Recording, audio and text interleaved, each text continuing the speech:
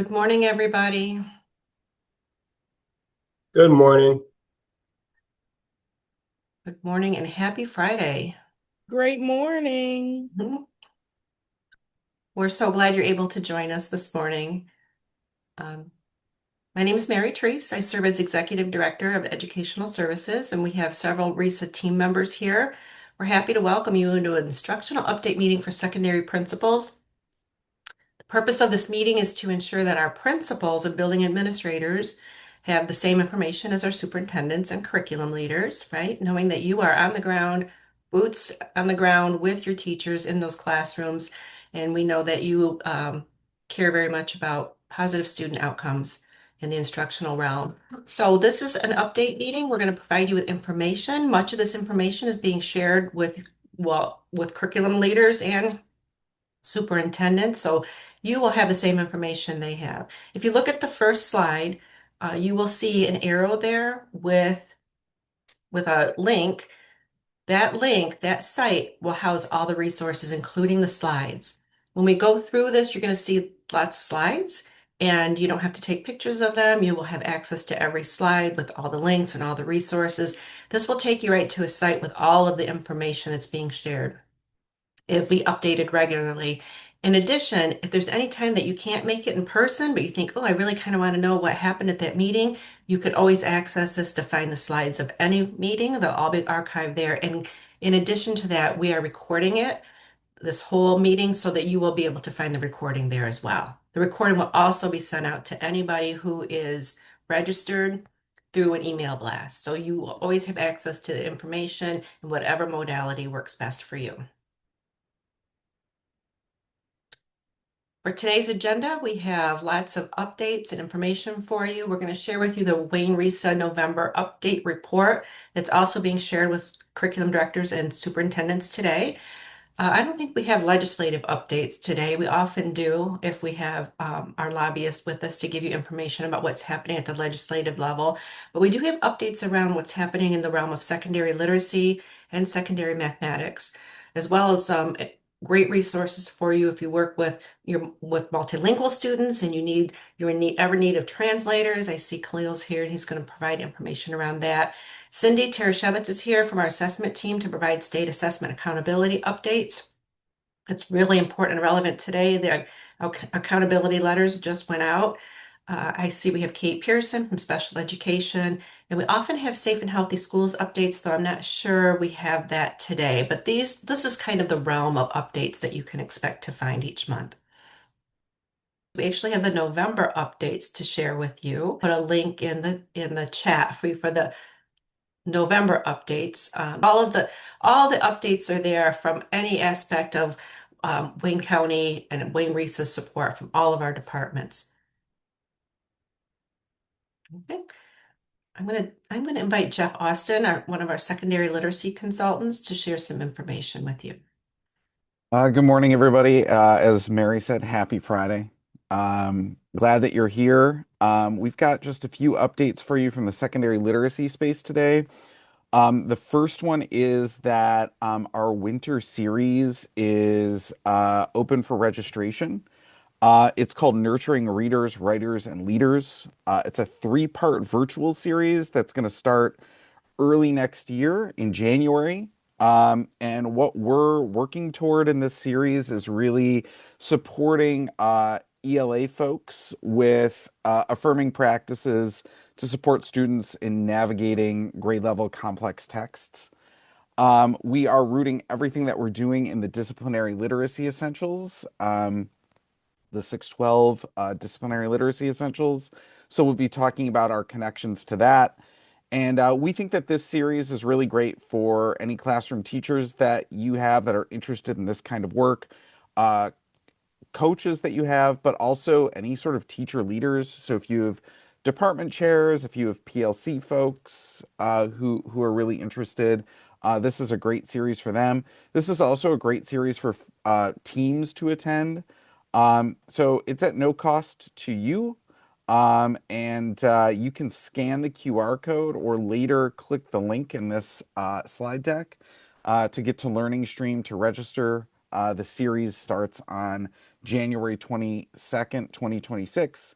We already have a few people registered, but we're always looking for more folks to engage with and talk to about this really important work. So, Nurturing Readers, Writers, and Leaders is coming to you this January.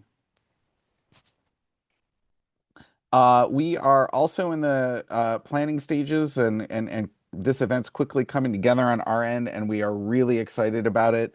On May 28th, 2026, we have a disciplinary literacy in action symposium around place, problem, and project-based learning. Um, the time is going to be from 8:30 to 3:30. The next time you're here at this meeting, we'll have registration information for you, and we'll have a lot more details. But for right now, we're asking you to save the date for this really important event about how we can both increase student achievement and support their social emotional well-being and increase their engagement in learning and investment in learning. So this is going to be a great day, a really powerful day of learning. This is another event where we do encourage you to bring teams of people with you. So if you're there as an instructional leader, it might be great to have your coaches there. Again, your PLC folks, your department heads, your anybody who might be on your improvement teams. This would be a great time for you all to come together and think about what you can get out of a day like this. Um, this is, and I know this is in the secondary literacy updates. The other thing I really want to stress here is that this is about all disciplines because disciplinary literacy cuts across everyone. So when we're planning at the RESA level, we are thinking about all of the disciplines together and how that works. So this is not strictly a literacy event, even though I'm talking about it. This is really cutting across everybody. A couple of things before we turn it over to our math folks. We wanted to think a little bit about sort of what's hot and what's the conversation been like in secondary literacy over the last few weeks. So if you're looking for things to bring to your staff or you're looking for things to think about yourself, just a couple of things out there that might resonate with you and might be really beneficial to what you're doing in your school and context. Um, We've got a couple of articles out there. One is from Edutopia. This was a really interesting article that Laura, who's here, and I came across in Edutopia and read. It's about microlearning and PLCs. And it's interesting about like at what dosage people can take in information and think about and process and implement it, which is obviously what we want out of a PLC. We want something to change or we want to commit to new practices. And this article gives an interesting perspective on that we think is worth considering. So if you're kind of in the throes of thinking about like PLCs, either for this year or in the future, this could be a good article for you to chew on. And we also wanted to bring up from Ed Week that Joe Feldman has I want to say he's resurfaced in some way, but he's back, and he's writing about that we urgently need grading reform. You might know Joe Feldman. He wrote the Grading for Equity books. This is a really important piece that synthesizes that, but also adds on new information. I know lots of us are thinking about grading right now. So if that's a conversation that you want to have with us about grading and ELA, we're always happy to talk about that. It's something we think about a lot. But I think Joe Feldman offers an important perspective and voice to this conversation, which is really critical and at the top of mind right now. Another thing we're doing in the secondary literacy space and always doing is we are celebrating books. We love books. We think books are really important. And so we wanted to highlight one of the books that we thought was really great. We know that one of the powerful parts of young adult literature is that it helps kids wrestle with complex issues at developmentally appropriate levels for them, right? Things that are really complicated can be tough to deal with, but we always want to make sure that kids have that platform and that way. And literature is a way into big conversations and big thinking about the world and the things that we feel in the world. This book, What the Fireflies Knew, is actually set locally and by a local author. So we're always really excited about that. This book's been compared to books from like Jessamine Ward, who I really love, and a lot of us might know Sue Monk Kids, The Secret Life of Bees. But this is a coming of age tale, really set with some middle schoolers and tweens. They're dealing with loss and estrangement and family issues. But again, young adult literature can be that way to sort of navigate these things, or one of the ways that we navigate them with kids at developmentally appropriate levels for them. So we love this book.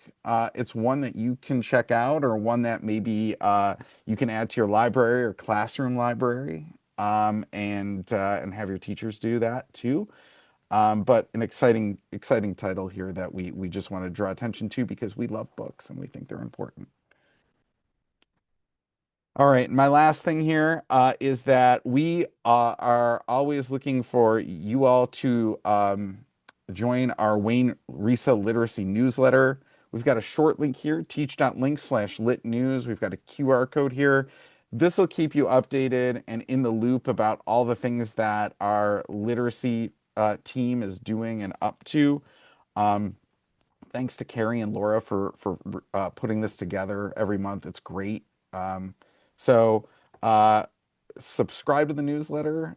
We'd love to keep you in the loop in these meetings, and then even beyond these meetings. So lots of good information, links, and resources there as well. Thanks for your time today. We always appreciate it. We know that you're busy. Happy Friday. Have a good weekend and a good Thanksgiving. And I'll turn it over to Jeff Moore and Christy Hanby with math. Good morning. Happy Friday, everybody. Um, I'm Jeff Moore. I am the new secondary mathematics education consultant. And so I've been here for about 2 months now. So just want to make sure you have a face with the name. My email is on there and on this slide if you have any questions. My colleagues are Christy Hanby, Dr. Hanby, and then Sharon Ramsey as well. So I wanted to take a little bit of time to talk about the Michigan merit requirements as it applies to mathematics. So at the high school, 4 total math credits are required. 3 of them must address the Michigan high school math standards. So you have flexibility with that additional math or math credit. And one of those math related courses has to be taken in the final year. So one of the things, there's a lot of confusion about the MMC as it relates to math. A lot of people think that there has to be certain classes that are taken. What that really means, one, is that Algebra 2 is not required as a course title. So one of the things that I come across a lot is people have this need to have an Algebra 2 course for every student. That's not the case. The standards, and this, I can't stress this enough, standards must be met across 3 credits in any district-approved sequence.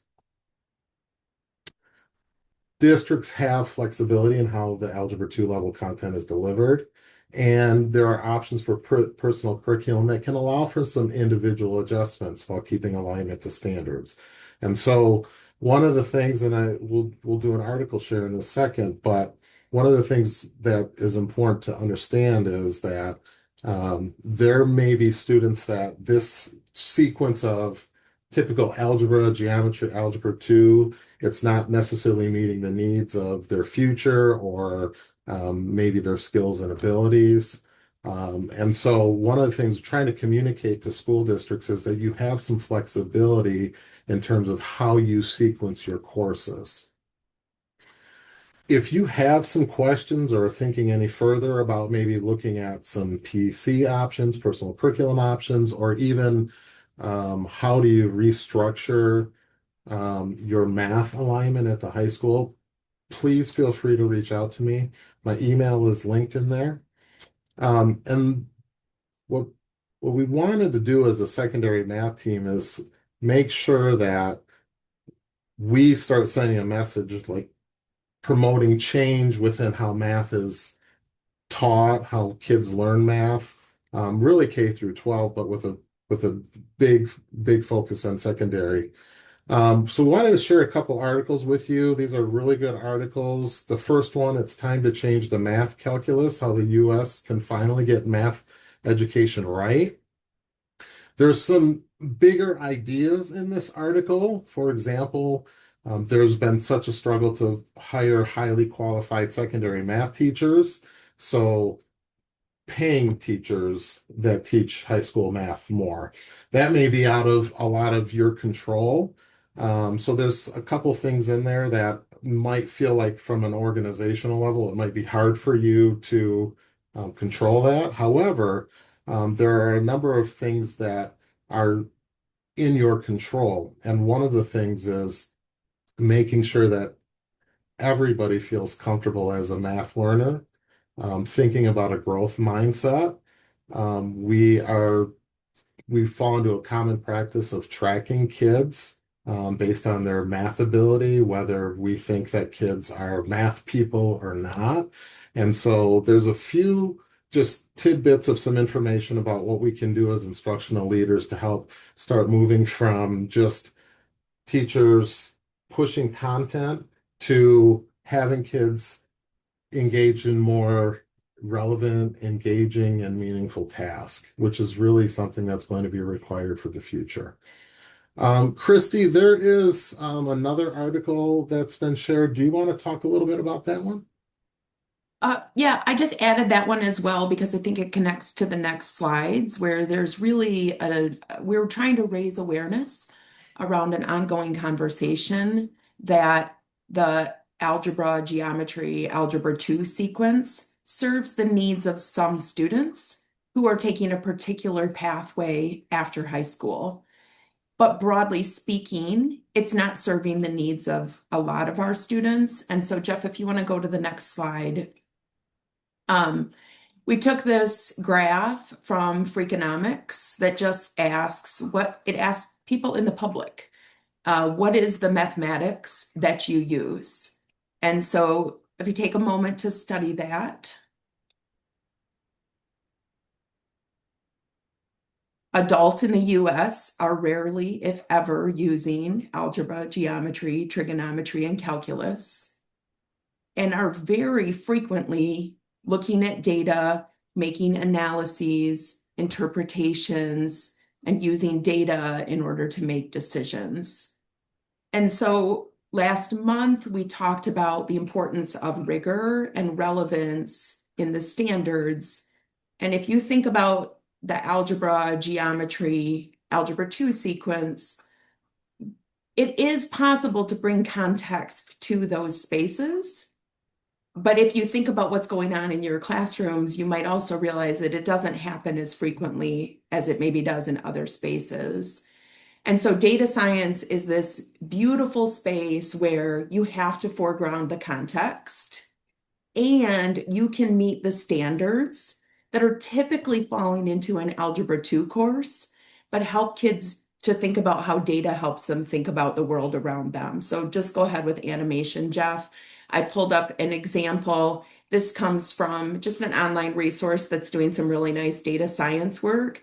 This is Algebra 2 content because it's exponential regressions, but they're using data to think about questions like, is investing the same as gambling, or is it a safer investment like, a CD or a money market account really worth it? And then they're using data in order to inform that decision. And you can see how it foregrounds context quite a bit more. We don't expect that you're going to go away from this meeting and make some like wholesale change. We're doing this to try to raise some awareness. So next slide, we'll just share with you, like if your teachers want to start to investigate, what might it look like to include data science, either at the high school level. UCubed has a full high school data science course. It's been used in Genesee County over the last 2 years in a number of high schools, and they're seeing really good results from students who previously hadn't found themselves successful in that algebra sequence. We also want to say like data science is something we just want to be doing more broadly. And so there are also access to 6th through 10th grade lessons. And so this is an awareness piece, not expecting that teachers are going to turn right around and just start doing these. But if you want to reach out and ask more, if you want to get teachers involved in professional learning, whatever, if you want to start a conversation about this, we are very open to it because we think there's a really big group of students who are missing out in learning mathematics because they're not connecting with the content itself. I think that's all I have. Let us know if you have questions.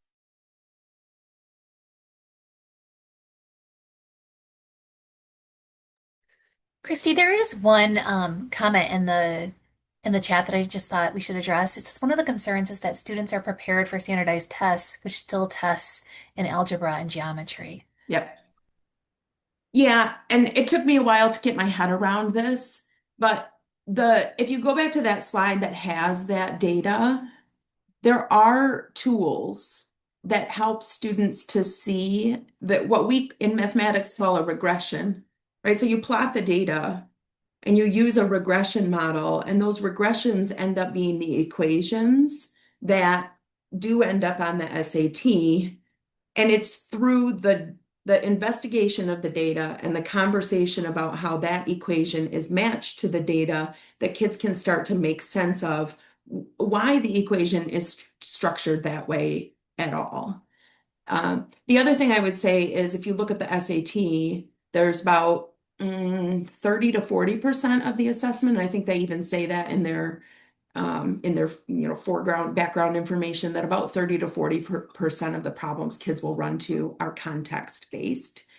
And so just at their minimum, right, being able to understand mathematics in the context of authentic real world situations is a step in the right direction. And then we do think that there are ways for teachers to make intentional connections to the more formalized, right, equation work that happens. And to add to that, keep in mind that one of those articles, the first article I shared with you, some of the nations that are performing much higher than the United States are looking at integrated approaches to this. There really is not a sequenced approach to mathematics like we traditionally do it in the United States. And what they're finding is that it's a more robust, it's a more relevant content that they're getting exposed to. And so keep that in mind that it's not saying not to do the standards. It's looking at doing them in a different approach that can provide more access for all kids.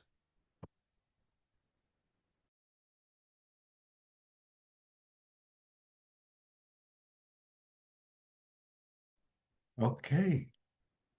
Good morning, everyone. And it is wonderful to be with so many of our secondary literacy leaders who continue to shape what reading, writing, and thinking look like across our classrooms. I'm going to briefly present an initiative we have recently launched, the Language Access Hub.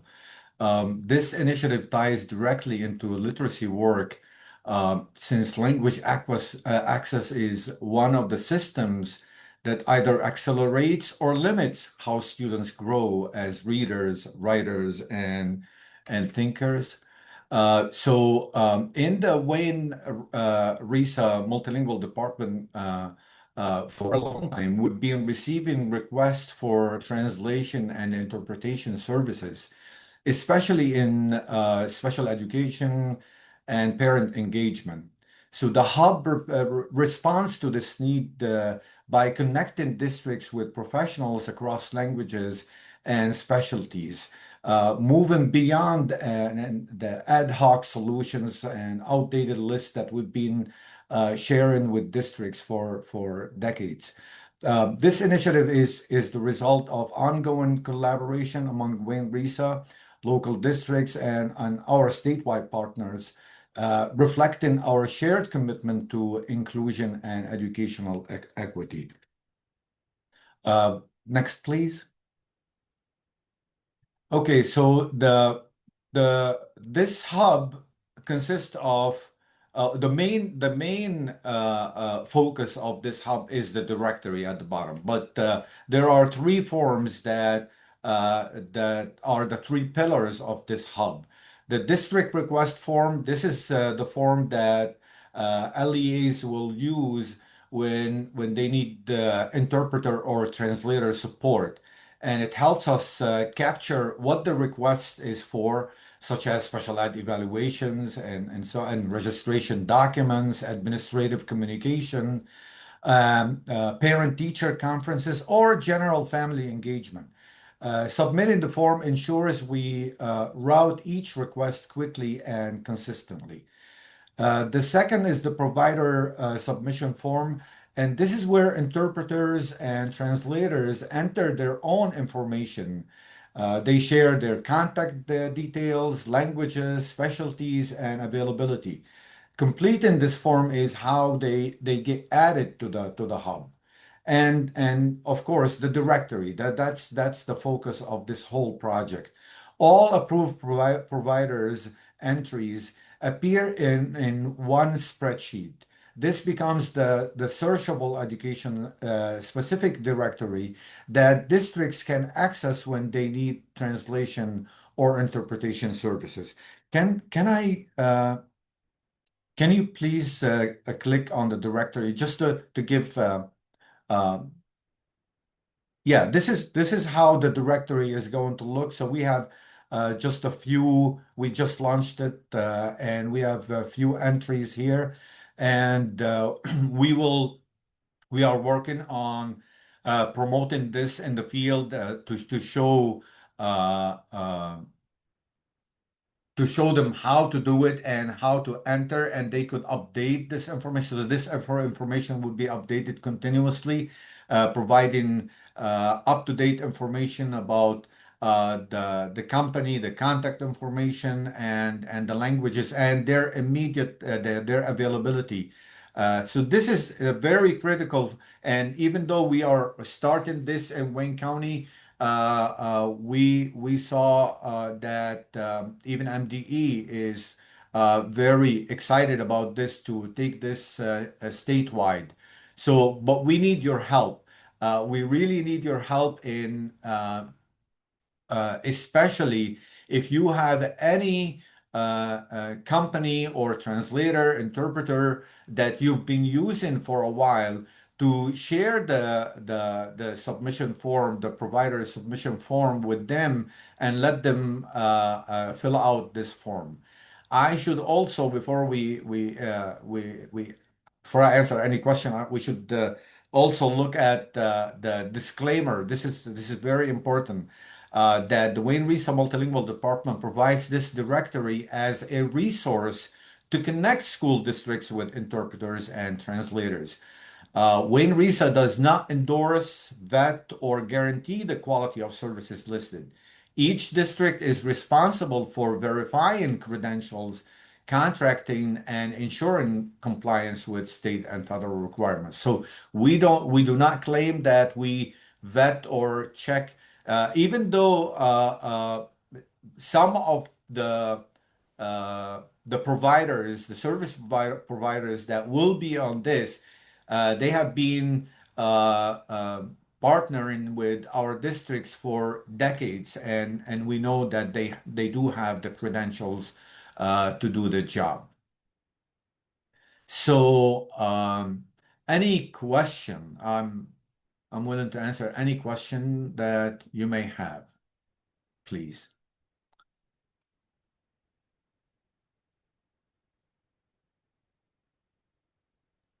There are no questions in the chat. Okay, okay. Thank you, Michelle. Lead Jennifer Bennett will be Hi. speaking to us. Good morning. So we'd love to hear your perspective on the professional needs, the professional learning that we provide to you. We feel like your feedback is going to be essential for us to refine our services, and really help us understand how to better meet your needs. So We hope you can share your honest opinions with us on the survey. So we invite you to take a few minutes, turn off your camera, and click on the link. Michelle put the link in the chat to fill out this very short professional learning survey. Thank you.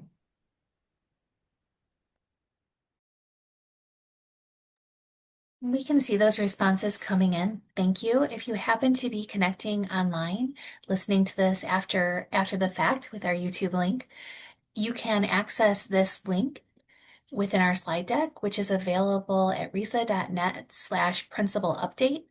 So you will have access to that, and we will also send that in the follow-up email as well. I'm Cindy Taraskevich. I think I froze for a moment. I am going to give an update on state testing and accountability.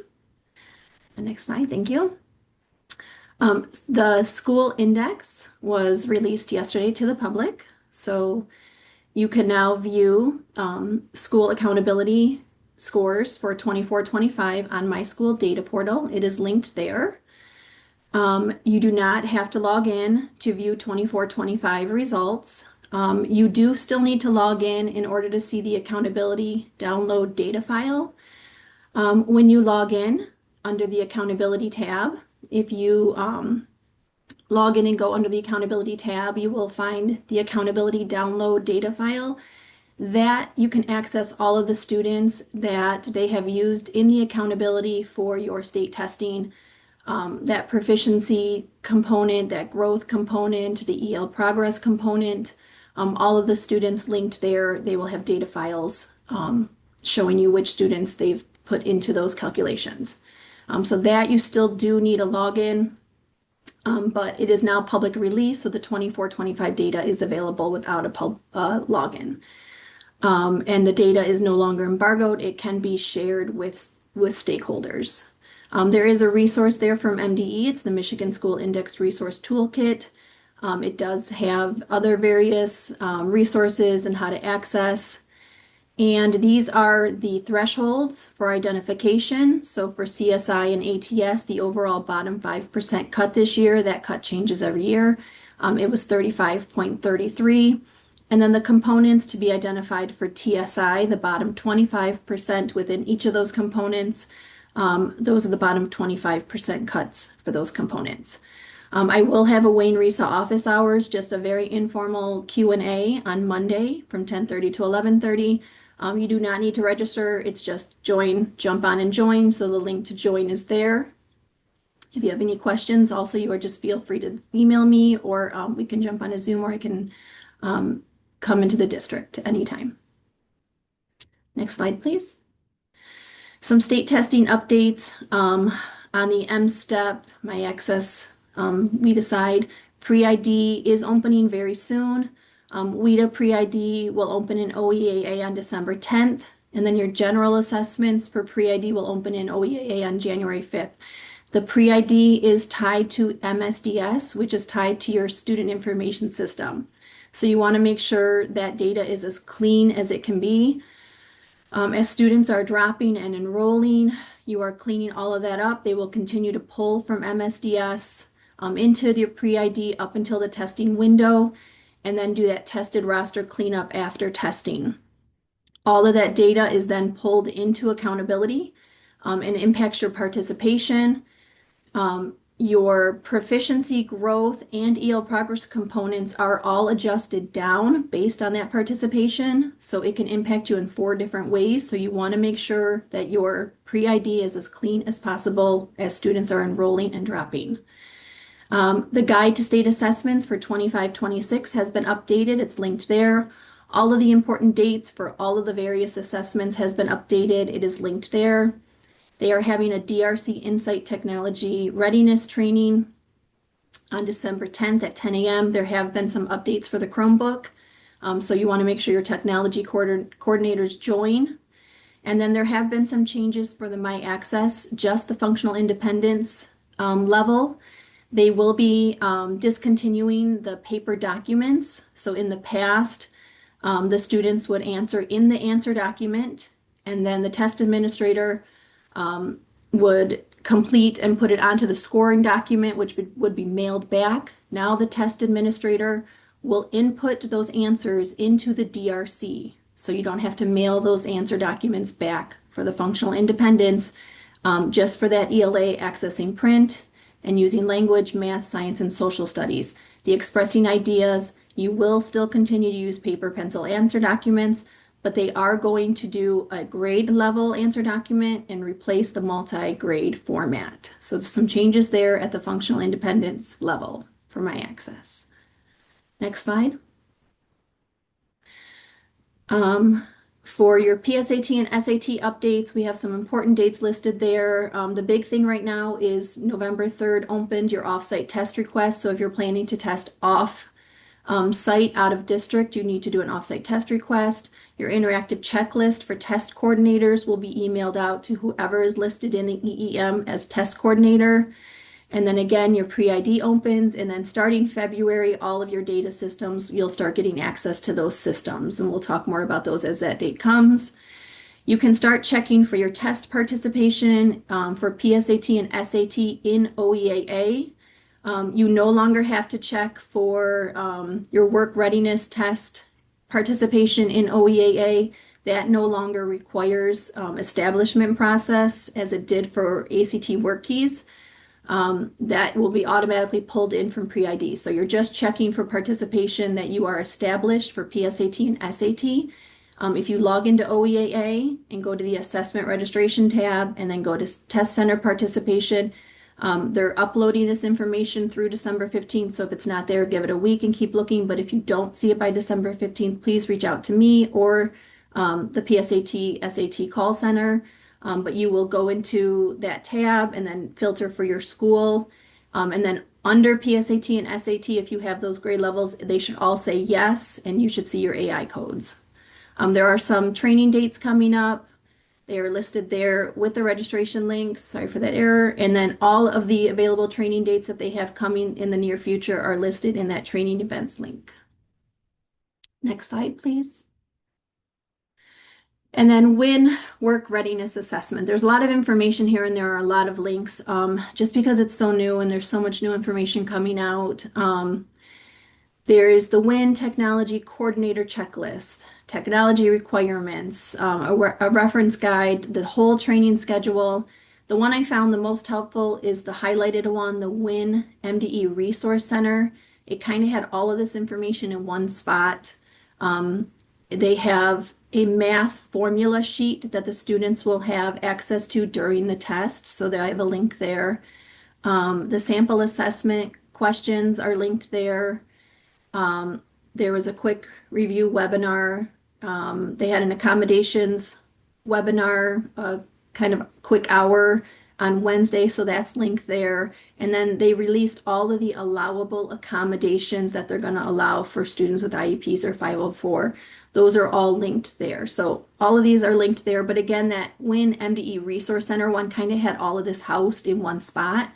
I would bookmark that for sure. Some notes on the WIN.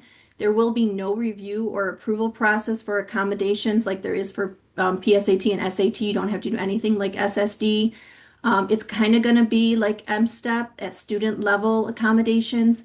You're going to go into the WIN Career Readiness System, the CRS, and you're going to check and turn student accommodations on. You do not have to get approval. It's going to be based on student IEP and 504s. The IEPs do not have to specifically say WIN, just the general accommodations, so you don't have to go back and redo all the IEPs to change it from work keys to WIN. For multilingual learners, they will have a Spanish translation for online and paper and pencil, and students will be able to use a paper dictionary. There will be no approval needed for that. There will be directions on how to get access to the WIN system through OEAA, and that will be coming soon in the spotlight. Access to the WIN system is anticipated for February. And if you have not already in the EEM, please make sure that someone is listed under the work readiness as the test coordinator.